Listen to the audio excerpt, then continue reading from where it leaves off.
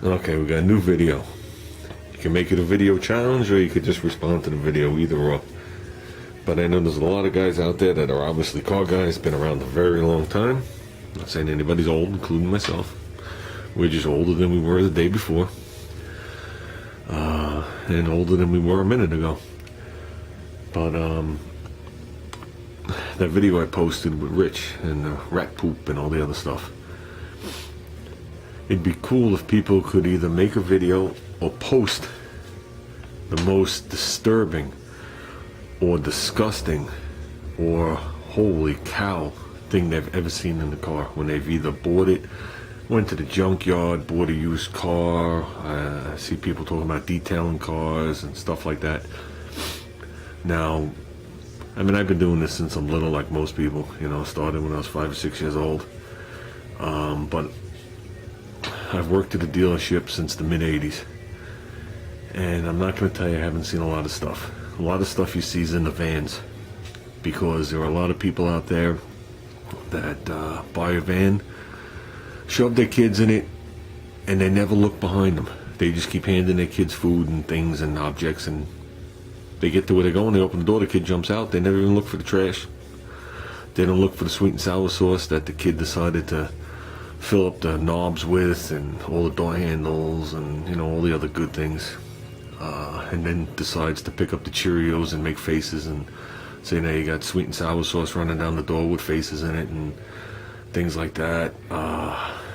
Had a Starion, shows you how long ago we're talking. Gotta remember, I was 17 years Mitsubishi. Had a Starion early on. Actually, I didn't work on it. A good friend of mine, Rob, worked on it, who worked next to me. And I know he had to do something in the interior. I remember him going in the back seat, and there was a bunch of used prophylactics, we'll leave it like that, all over the place. That freaked him out. I know he's come across hypodermic needles used. Thank goodness that wasn't me, because that would have freaked me out till no end. Like I said, we've seen many bad cabin filters and air filters.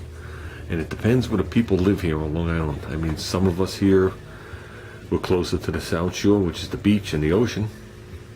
But when you start heading up to the North Shore, it's more wooded and hilly. I guess similar to the terrain when you get into Connecticut. You know, on the other side of the Sound where the icebergs rip through. But, you know, when you get to some of the rural areas where it's a little woody and stuff like that, we'll get a lot of chipmunks that you wouldn't believe what they eat and leave in the airbox. I had a guy once where everything he threw in his trash, macaroni, everything he ever owned and threw out, was in the bottom of his airbox one day. But hands down, the worst thing I ever seen, ever. And when Rich hears me say it, he's going to be shaking his head like, yep, because I'll guarantee in the 46 years or whatever he's been working on cars, right? It's almost 50 years for Rich when you think about it. I think he started in 65 or 66 at VW. Or maybe 64. Something like that. I don't know. It doesn't matter. But hands down, the most disturbing, disgusting thing I have ever seen in a car, and I don't think anybody will ever top it, is we had a customer that had how are we going to word this nicely? Because this isn't a video to gross people out or make me look like a vulgar fool or, you know, any kind of bad language or anything like that. It's just I'm trying to describe it as classy and as tasteful as I can. But we had a customer that had a bladder issue. You want to word it like that. And they would drive around with a towel on the seat. And they would fill the towel, if you know what I mean. And then take the towel and toss it in the back seat. And on the passenger seat. And not take the towels out of the car. And thank goodness I wasn't the person that they would have asked to bring it in. I would never brought it in. I would never brought it in. To me, that's a health hazard.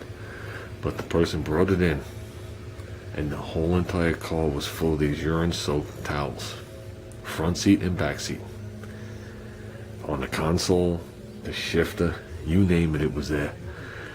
And that was the first time in a very long time that I looked inside the car and almost lost it. I'm not even going to say I stuck my head in the car. Because it's one of those things, you know, they call you over, hey, take a look at this. And they got a smile on their face, so you think it's going to be something like, you know, some kind of pornographic magazine, some naked pictures of their neighbors, and you don't know what it's going to be. And, well, that's another guy. We got another customer that comes on a regular basis with those magazines and a box of Kleenex, and they're sitting on the passenger seat, and it really makes you wonder. But, so, you know, they call you over, you go over there, and you go to stick your head in, and you're a little leery, and you go to stick in, it's like, oh, when you back up. So, I want to see if anybody could top that one. Well, let me reword that. It's not that I don't think anybody could top it. I hope I never come across anybody that could top it in front of me. So, yeah, on a scale of 1 to 10, that was a definite 12 or 15. So, like I said, I'm just putting it out there. And maybe something we can run wild with, or maybe something nobody wants to deal with. But, you know, we've all picked up boneyard cars, or cars that have been laying on the side of somebody's house or in a barn. I mean, this wagon's a barn find. And, you know, I found a puddle of urine from the mice right where the wiper transmission would be in the wiper motor. Didn't do any damage, believe it or not, but it smelled. So, yeah, first thing I did to this car was bleach and Fantastic. Whole car got gutted. And I just kept wiping it and wiping it. I wiped it like 7 times before I felt it was safe enough for me to go in it. And it's funny, they didn't do any damage to the seats. But, I guess that's about it, guys. I'm gonna leave it at that. And, everybody have a nice day. And,